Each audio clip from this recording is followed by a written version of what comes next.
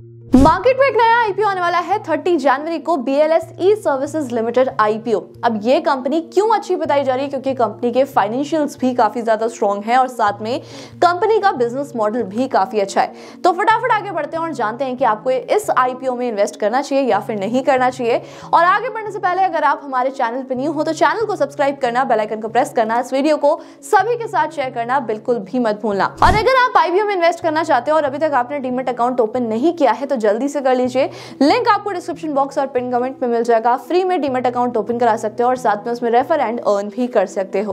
अब सबसे पहले जान लेते हैं कंपनी के बारे में। कंपनी इनकॉर्पोरेट हुई थी 2016 में और बेसिकली कंपनी क्या करती है, ई सर्विसेज प्रोवाइड कराती है कस्टमर्स को। हम इसको एक एग्जांपल से समझ सकते हैं, जैसे कि पेटीएम पर आप सारी सर्विसेज अवेल कर सकते हो, जैसे कि इंश्योरेंस लेना, साथ में बिल के पेमेंट करना, टिकट्स बुक करना IRCTC पर। इसी तरीके की सारी सर्विसेज ये कंपनी भी प्रोवाइड कराती है। और कंपनी की अगर बात की जाए तो कंपनी ज्यादा पुरानी नहीं है, लेकिन स्टिल इसकी ग्रोथ काफी अच्छी है। कंपनी बेसिकली 3 सेगमेंट्स में काम करती है। सबसे पहले बिजनेस कॉरेस्पॉन्डेंस सर्विसेज, असिस्टेड ई सर्विसेज और ई गवर्नेंस सर्विसेज। साथ में आपको ये बताना चाहूंगी कि ये जो कंपनी है, ये company BLS international services limited की सब्सिडी है, जो कि बेसिकली वीजा, पासपोर्ट, काउंसलर और ये सब चीजें प्रोवाइड कराती है। कंपनी के पास अगर 2023 तक की बात की जाए तो इनका मर्चेंट नेटवर्क काफी ज्यादा ग्रो हुआ है, जो कि 92,427 तक है। और साथ में कंपनी के कस्टमर्स भी काफी ज्यादा इंक्रीज हो रहे हैं। अभी अगर 2023 तक के एम्प्लॉइज की बात की जाए तो कंपनी के पास टोटल 3071 एम्प्लॉइज हैं,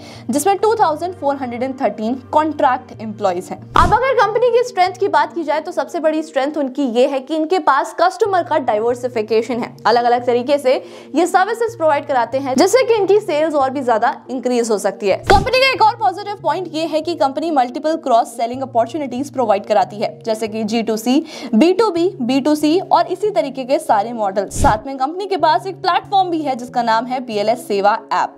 अब अगर कंपनी के नेगेटिव्स के बारे में बात की जाए तो सबसे बड़ा नेगेटिव ये है कि यहाँ पर ऑनलाइन सिक्योरिटी यानी कि साइबर सिक्योरिटी का ज्यादा इश्यू रहता है और साथ में कंपनी डायरेक्टली ई गवर्नेंस वाली चीजों को प्रोवाइड नहीं कराती। तो ये डायरेक्टली प्रोवाइड नहीं कराते हैं, ये मीडिएटर के थ्रू प्रोवाइड कराते हैं। और कंपनी का जो मेजर रेवेन्यू है वो भी एक या फिर 2 कंपनीज पर ही डिपेंड करता है।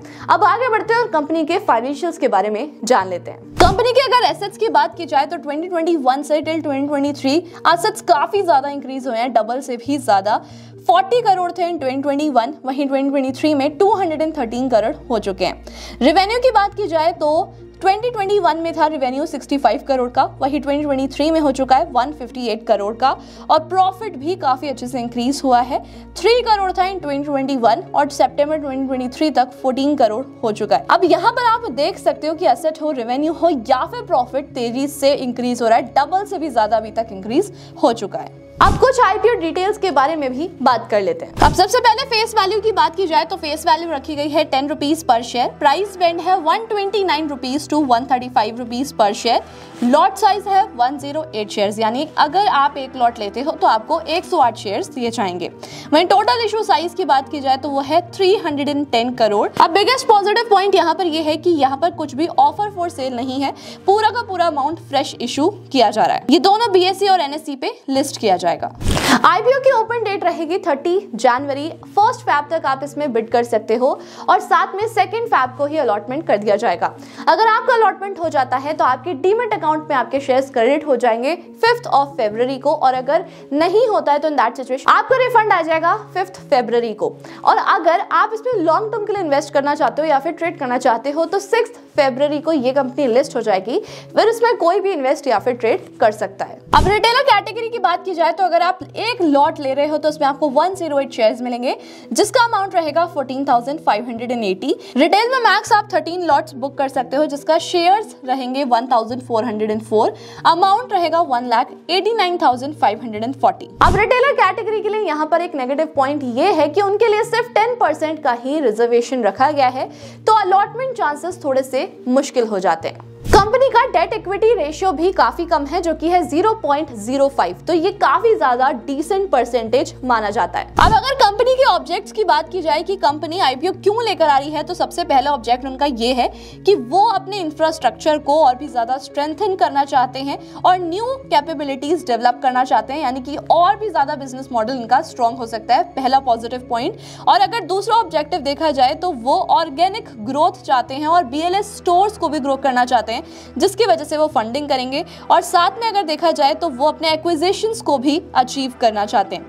तो अगर देखा जाए तो तीनों ऑब्जेक्टिव बिजनेस के फेवर में ही हैं। अगर कंपनी के रीसेंट जीएमपी की बात की जाए तो अभी के टाइम पर चल रहा है 158 रुपीज, और साथ में यहाँ पर जो एस्टिमेटेड लिस्टिंग प्राइस है एज पर द सोर्सेज वो बताई जा रही है 293 रुपीज की। तो यहाँ पर आपको जो लॉस और गेन मिल सकता है पर शेयर वो हो सकता है 117.0% का, और ये भी हो सकता है कि जीएमपी और भी ज्यादा इंक्रीज हो जाए। अगर कंपनी के कॉम्पिटिटर की बात की जाए तो यहाँ पर सिर्फ एक कंपनी है जिसका नाम है इमुधरा लिमिटेड। अगर इनके नेट असेट वैल्यू की बात की जाए तो पर शेयर है 53 रुपीज और इनका पीई रेशियो है 56। अगर इससे कंपेयर किया जाए बीएलएस ई सर्विसेज लिमिटेड का पीई रेशियो तो ये देखा जाता है कि कंपनी कम वैल्यूएशन पर आ रही है। लेकिन अगर कंपनी को इंडिविजुअली देखा जाए तो कंपनी का इंडिविजुअल पीई रेशियो ज्यादा वैल्यूएशन पर देखा जा सकता है, बट अगर कंपैरिजन में देखें तो कम है। साथ में अगर रिटर्न ऑन नेटवर्थ देखा जाए तो वो है 15.75 और पीबी रेशियो है इसका 8.50। तो जैसे कि हमने देखा रिटेलर कैटेगरी में सिर्फ 10% का रिजर्वेशन रखा गया है और इस टाइम पर जीएमपी भी काफी अच्छा चल रहा है और लिस्टिंग गेन के चांसेस काफी अच्छे हैं। तो ऐसे सिचुएशन में सब्सक्रिप्शन के चांसेस बढ़ जाते हैं, ओवर सब्सक्राइब हो जाता है और अलॉटमेंट के चांसेस कम हो जाते हैं। तो अब मैं आपको बताती हूँ कि आप अपने अलॉटमेंट के चांसेस को कैसे इंक्रीज कर सकते हैं। आपने यूजुअली सुना होगा कि आपको मल्टीपल डीमैट अकाउंट से अप्लाई करना चाहिए जैसे कि आपके अलॉटमेंट चांसेस इंक्रीज हो जाए, लेकिन इसमें भी एक ट्विस्ट होता है। लोग क्या करते हैं, अपने ही अकाउंट से मल्टीपल अकाउंट से अप्लाई कर देते हैं और उनकी एप्लीकेशन रिजेक्ट हो जाती है।